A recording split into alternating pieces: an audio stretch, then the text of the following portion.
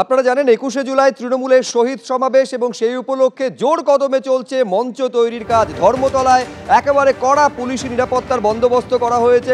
শোনা যাচ্ছে কিছু সময়ের মধ্যেই কলকাতার পুলিশ কমিশনার তিনি সেখানে যাবেন এবং মঞ্চ তৈরির কাজ এখন জোর তৎপরতার সঙ্গে চলছে। এরই মধ্যে আপনারা জানেন যে গতকালই কলকাতা হাইকোর্ট বেশ কিছু ২১শে জুলাই নিয়ে বেশ কিছু শর্ত আরোপ করেছে, যেখানে সকাল ৮টা পর্যন্ত পায়ে হেঁটে মিছিল করা যাবে, কিন্তু ৯টা থেকে ১১টা পর্যন্ত যানজট যাতে কোথাও না হয় সেটা নিশ্চিত করতে হবে পুলিশকেই।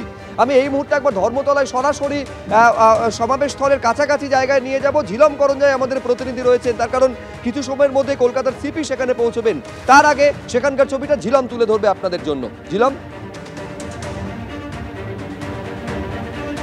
একদমই শুভ্রজিৎ, তোমাকে দেখাবো আমার সহকর্মী প্রবীর দিয়ে দেখাচ্ছে। পুলিশের পদস্থ কর্তারা আছেন এখানে, দেখতে পাচ্ছ সমস্ত আইপিএস যারা রয়েছেন তারা অপেক্ষা করছেন। তারা এইখানে যে নিরাপত্তার ব্যবস্থা এবং পরিকাঠামো কিভাবে তৈরি হচ্ছে, সব কিছু যেভাবে নিয়ম মেনে চলা হচ্ছে কিনা সব কিছুই দেখছেন এবং একই সঙ্গে তারা অপেক্ষা করছেন স্বয়ং পুলিশ কমিশনার তিনি আসবেন।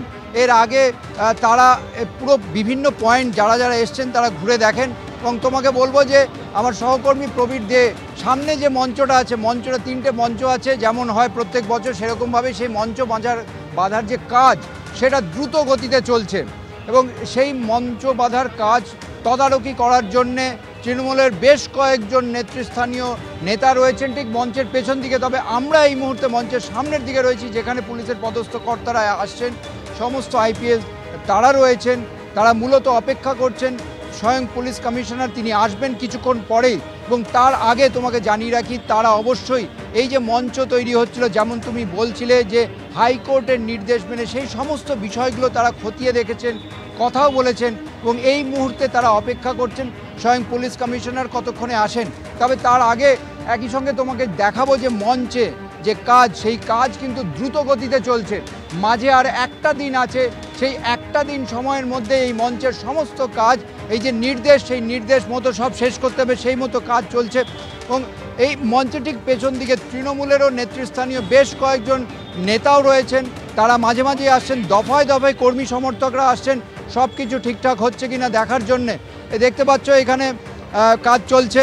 মঞ্চের একধারে 3টে মঞ্চ আছে, মূল মঞ্চ এবং তার পাশাপাশি আরও 2টো মঞ্চ, এবং যেভাবে থাকে প্রত্যেক বছর সেইভাবে। এবং এই মঞ্চ থেকেই আগামী 21শে জুলাই সব বক্তব্য রাখা হবে। তৃণমূল সুপ্রিমো মমতা বন্দ্যোপাধ্যায় তিনি বক্তব্য রাখবেন এবং তার আগে আজকে আর একদিন বাকি, আজকে কলকাতা পুলিশ কমিশনার তিনি আসবেন, তিনি এসে পুরো জায়গাটা খতিয়ে দেখবেন এবং তার আগে অবশ্যই পুলিশের আরও যারা পদস্থ কর্তা তারা এসছেন, তারা তার আসার আগে এখানে এসে ঘটনাস্থলে পুরো জায়গাটা ঘুরে দেখেছেন এবং এই মুহূর্তে তারা অপেক্ষা করছেন পুলিশ কমিশনার আসার জন্য। আমরা দেখতে পাচ্ছি ঠিক মঞ্চের পেছন দিকে তৃণমূলের নেতৃস্থানীয় অনেকেই রয়েছেন এবং তাদের সঙ্গে আমরা কথা বলার চেষ্টা করব তারা কি বলেন, আজ 21শে জুলাইয়ে কী বক্তব্য।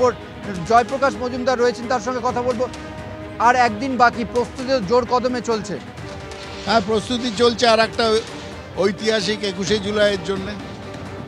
এই যে 21শে জুলাই কি বিষয় নিয়ে, মূলত বাংলা যে অস্মিতা সেটা নিয়েও তো মুখ্যমন্ত্রী যেভাবে বিভিন্ন দেখা যাচ্ছে বিভিন্ন রাজ্যে, আপনারা কি সেটাই আশা করছেন, সেই দিকেই তাকিয়ে আছেন? বাংলার অস্মিতা, বাঙালির অস্মিতা, সেটা তো দেখার দায়িত্ব এবং আমাদের সকলের যে গর্বের বাংলা ভাষা, সেটা মুখ্যমন্ত্রী নেতৃত্ব দিচ্ছেন, সেটাকে রক্ষা, সম্মান রক্ষা, বাংলার অস্মিতা রক্ষা মুখ্যমন্ত্রী সেটা নিয়েছেন। আর প্রধানমন্ত্রী কালকে মঞ্চের উপর থেকে ভুড়ি ভুড়ি কথা বলেছেন, যেটা তিনি মুখে বলেছেন কিন্তু মনে বিশ্বাস করেন না।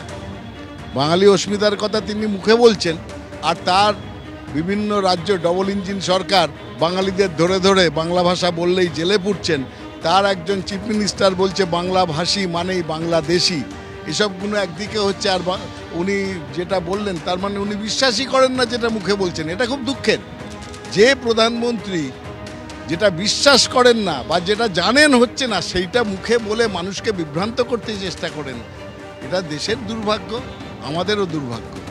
দেখতেই পাচ্ছ যে কোন বিষয় নিয়ে 21শে জুলাই সকলে যে আশা করছেন সেই ব্যাখ্যা এবং এই মঞ্চ তৈরির কাজ জোর কদমে চলছে। আমার সহকর্মী প্রবীর দেখে দেখাতে বলবো সেই দৃশ্য।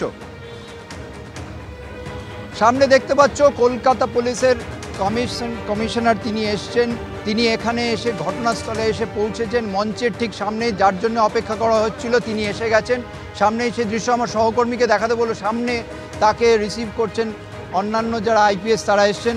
মনোজ ভার্মা তিনি চলে এসছেন এখানে।